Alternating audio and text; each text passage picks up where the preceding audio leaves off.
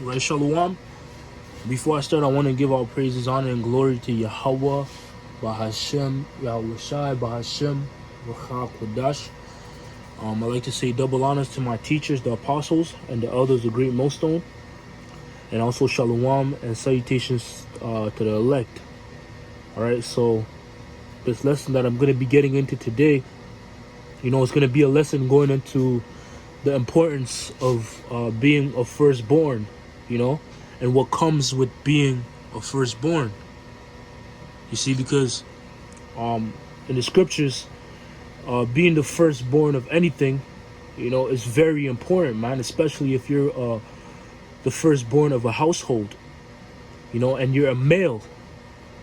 You see, it's very important, man. And there's a lot that comes with it. There's also an importance of a firstborn in cattle, because that's what the Lord delighted in. Or if you were to bring an offering to the Lord Yahweh Bashim Ashai, it had to be it had to be the firstborn, like in the matter of fact, let me get a real quick precept, man.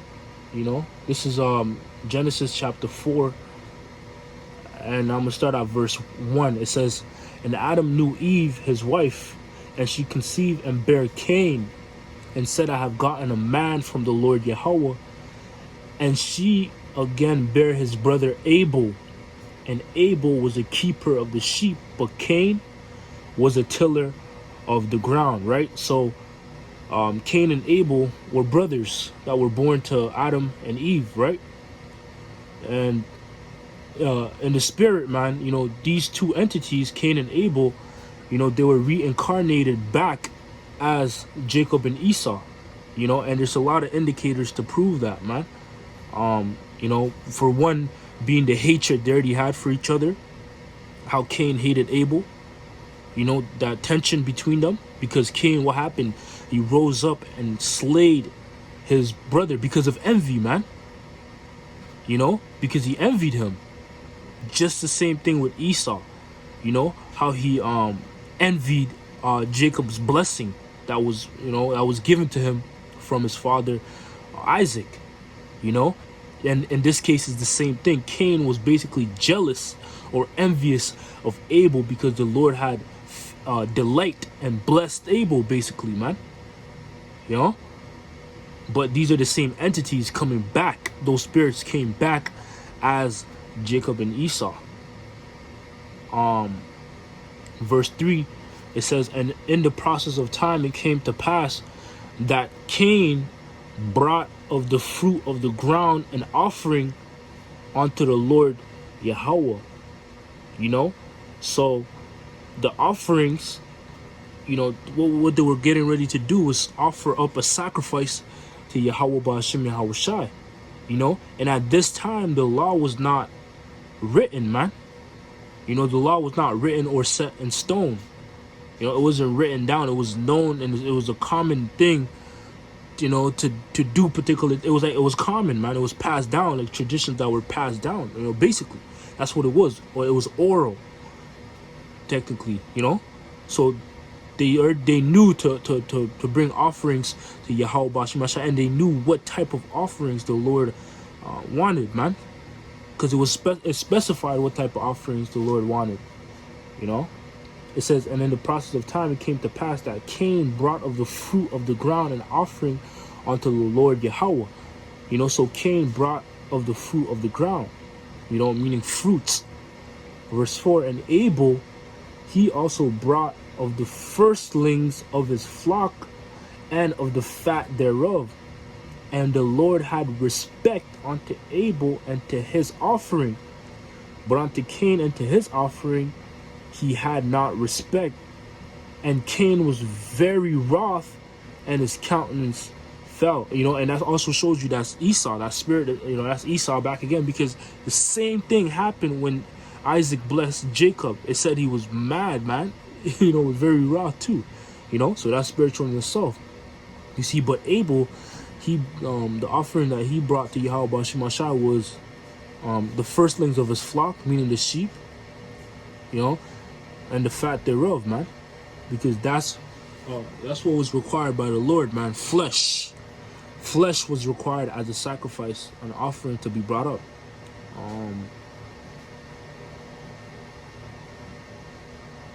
It says, matter of fact, Salakia, let me see if I can grab something.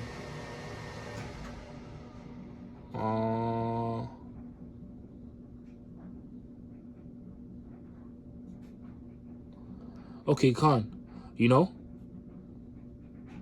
So yeah, you see? So the law was not known. It wasn't written down, Salakia. It wasn't written down, but it was known orally. It was passed down. Basically something like a tradition, right? Your father would show you how to do particular things. You know, a tradition you would have in your household. And that was the case with Adam, you know, and Cain and Abel. And, you know, because that was passed down to offer to the Lord. You see, but you see, Cain, you know, he went off basically because that wasn't what the Lord required to be offered up, man. It wasn't fruits. The Lord wanted flesh, you know, meat. All right. So let's go from there, you know, into this article here that I have, you know, from gotquestions.org, you know, and the heading is firstborn in the Bible, you know. So I'm going to get into the importance of the importance of being a firstborn, man. You know, like I went into, it was known orally that in the book of Genesis, the 4th chapter, we went into with Cain and Abel, how it was known in the law for you to bring the firstlings of your flock, man, or the firstlings of your cattle, because that's the most precious, you know, and most yeah, for lack of better words, that's the most precious thing, man. You know, because it holds more value, quote unquote. All right. So let's get into this article. It says the question: why is the firstborn so important? God. All right. So it says in biblical times, the firstborn was given certain unique rights, responsibilities, and privileges. A married couple's firstborn male child was given priority and preeminence in the family and the best of the inheritance. The nation of Israel is identified as the Most High Yahweh's firstborn in the Bible. In other words, Israel held a special place of privilege and blessing among the nations, man. So if you're a firstborn, you know, if you were the first to basically break the womb, you know, you had a particular you were esteemed, you know, with a high preeminence, man. You were respected, man. Why? Because everything the father, you know, your father had, that was going to be passed down to you as the firstborn male. You know, you were basically second in command under your father, man. You know, you were basically a reflection of your father, you know, basically. You know, and that's why scriptures speak about he that teacheth his son grieveth the enemy, you know, because you basically leave an avenger. It's basically you, man. You know, it speaks about him leaving an avenger behind for, you know, because your son is basically supposed to be a reflection of you and a better version of you, man. You know, especially your firstborn son. To emphasize that, man. And that's why the firstborn male was so important. You know, reading on, it says people in ancient cultures attach great value to the eldest son, assigning him distinct benefits and obligations. The firstborn male was important because he was believed to represent the prime of human strength and vitality as the opener of the womb. As a result, the firstborn son became the primary heir of the family. The firstborn's birthright involved a double portion of the household estate and the leadership of the family if his father became incapacitated or was absent for some reason. After his father's death, the eldest son usually cared for his mother until her death and provided for his unmarried sister, right? You know, so that's the that was the lot, you know, or the duty of being the eldest son, the firstborn. You know, reading on, it says, let's see.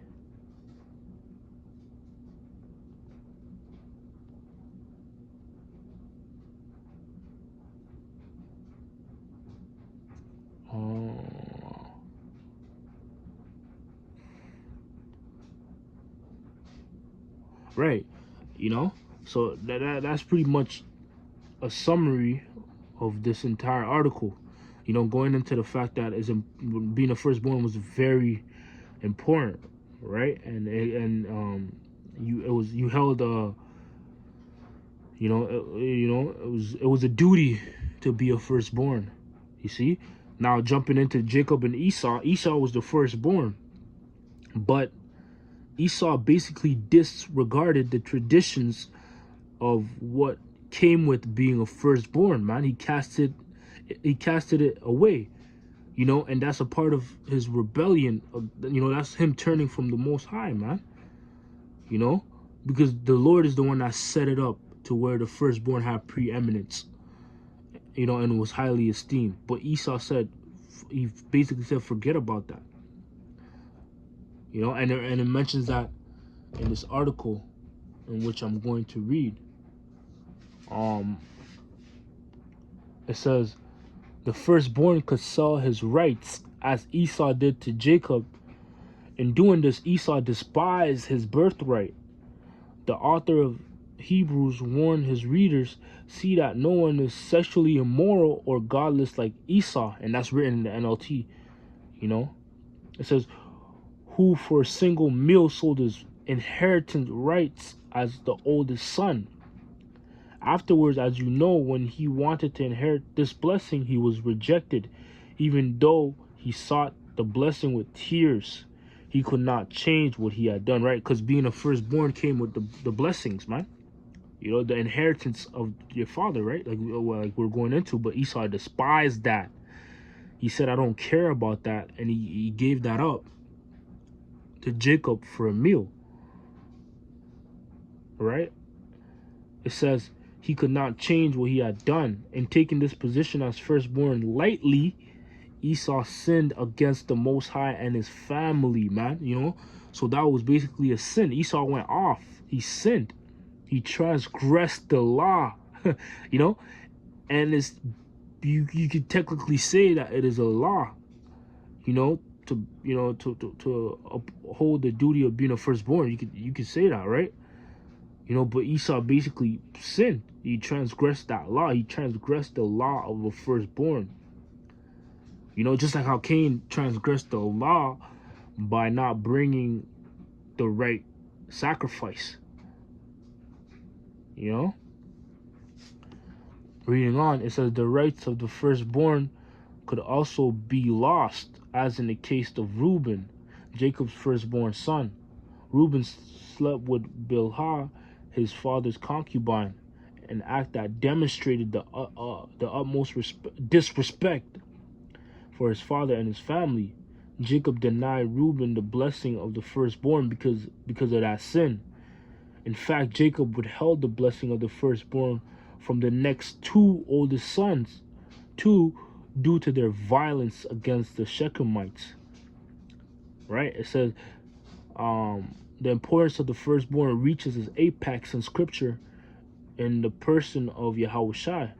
All prior implications of firstborn's role in the scriptures serve to illustrate Yahushua's preeminence over all creature or all creation and the family of the Most High. You know, so right. So Esau despised his birthright, man. You know, right. So that goes to show you the importance of what it comes with, what comes with being a firstborn of anything, man. You know, trying to get a piece up.